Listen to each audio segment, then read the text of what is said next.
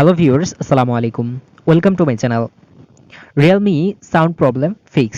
Realme টা sound on off করবেন কিভাবে এবং বিস্তারিত আমি আলোচনা করব। তো চলুন প্রথমে আমরা Realme সেটিং অপশনটিতে চলে যাব। তো আমরা গিয়ার আইকনে ক্লিক করে সেটিং অপশনে চলে আসব। সেটিং অপশনে চলে আসার পর এখানে আমরা দেখতে পাবো সাউন্ড অপশনটি। একটু স্ক্রল করে নিচে আসার পর সাউন্ড অপশনে আমরা ক্লিক করব। সাউন্ড অপশনে ক্লিক করার পর এখানে আমরা সাউন্ডের বিভিন্ন অপশন দেখতে পাবো। Media volume, call volume, ring এবং অ্যালার্ম ভলিউম এই অপশনগুলো দেখতে পাবো। এখান থেকে যদি আপনার ভলিউমগুলোতে সমস্যা থাকে অর্থাৎ কম বেশি থাকে তাহলে অবশ্যই আপনি এগুলো বাড়িয়ে দিয়ে নেবেন। Media volume, call volume, ring and notification volume এবং অ্যালার্ম ভলিউম। তো এগুলো আপনি যথাক্রমে বাড়িয়ে নেবেন। তারপর স্ক্রল করে একটু নিচের দিকে চলে আসবেন।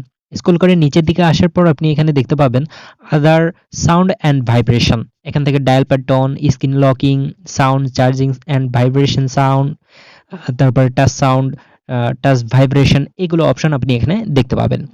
তো এখান থেকে ধরুন আমরা টাচ সাউন্ডটা অফ করে দিব। এখান থেকে টাচ সাউন্ড এই বাটনটি অফ করে দিবেন। অফ করে দিয়ে আপনি ব্যাকে চলে আসবেন।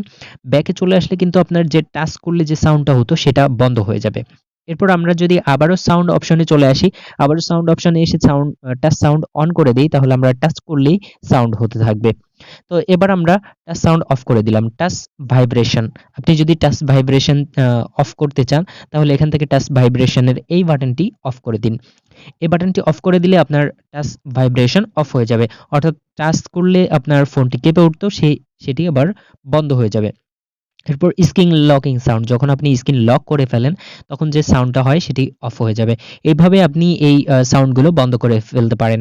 আশা করি বুঝতে পেরেছেন আমি রিয়েলমির এই সাউন্ড সমস্যার সমাধানগুলো আপনাদেরকে দিতে পেরেছি এবং কিভাবে অন অফ করবেন।